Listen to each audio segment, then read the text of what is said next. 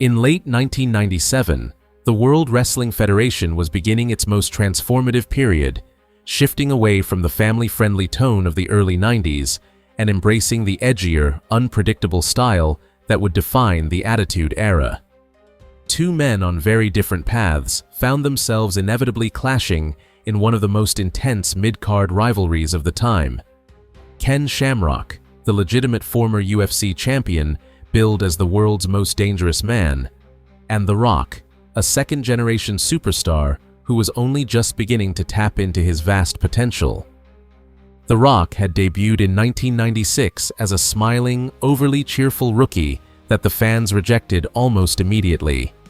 After months of being booed out of arenas despite being presented as a hero, he turned heel in late 1997 and joined the Nation of Domination. In this group, he finally found his voice. Gone was the smiling babyface. In his place stood a cocky, arrogant villain who insulted the fans, mocked his opponents, and oozed charisma every time he picked up a microphone. Ken Shamrock, meanwhile, had crossed over from the world of mixed martial arts into the World Wrestling Federation. His reputation was built on legitimate toughness and the ability to snap in an instant. He was presented as an unpredictable force of nature, a man who could unleash devastating suplexes and submissions, but who also struggled to keep his anger under control. His intensity made him a natural fan favorite, and it was not long before he set his sights on the Intercontinental Champion, The Rock. Their first major collision came at the 1998 Royal Rumble. Shamrock challenged The Rock for the Intercontinental title in a match that was all about physicality and bad blood. Shamrock dominated much of the contest, using his explosive suplexes and ground-based offense to dismantle the champion. The Rock, ever the opportunist, fought back with cheap shots and interference from the Nation of Domination. Late in the match, Shamrock hit his belly-to-belly suplex and got the pinfall, seemingly giving Shamrock the biggest win of his career. However, The Rock and the Nation had one more trick planned.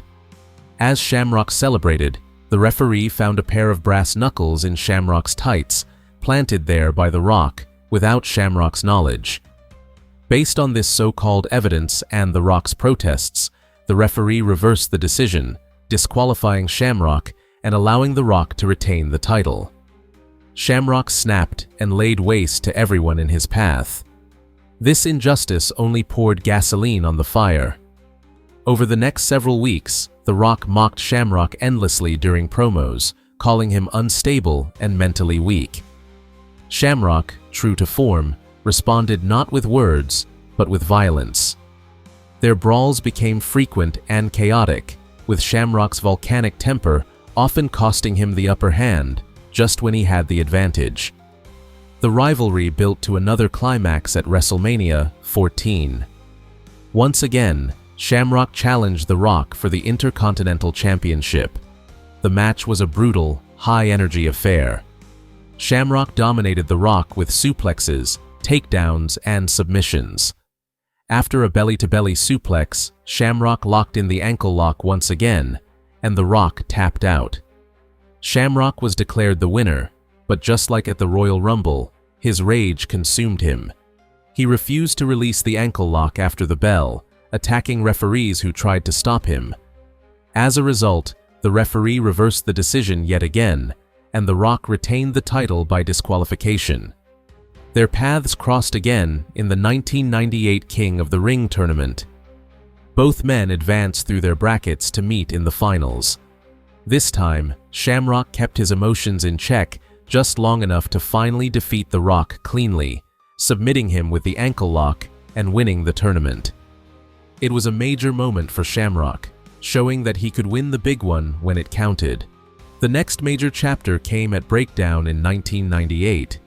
A triple threat match was booked between The Rock, Ken Shamrock, and Mankind to determine the new #1 contender for the Intercontinental title. The match was chaotic and violent, perfectly fitting the tone of the era. Shamrock and Mankind, despite having mutual disdain for The Rock, quickly turned on each other, creating a three-way battle where alliances were temporary at best. At several points, Shamrock looked poised to win, neutralizing The Rock's offense with suplexes. However, The Rock once again proved why he was one of the smartest characters on the roster. He picked his spots carefully and took advantage of the chaos. In the end, Mankind laid out Shamrock with a steel chair and proceeded to climb out of the cage. But The Rock got the pinfall before his feet hit the floor, earning his shot at reclaiming the Intercontinental Championship. Breakdown 1998 marked the true end of their serious feud.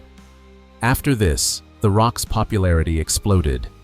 By November, at Survivor Series, he won the World Championship and officially aligned with Vince McMahon's corporation, completing a full circle from cocky villain to corporate champion. Shamrock would also join the corporation, becoming a tag champion alongside Big Bossman and holding the Intercontinental title for a period himself.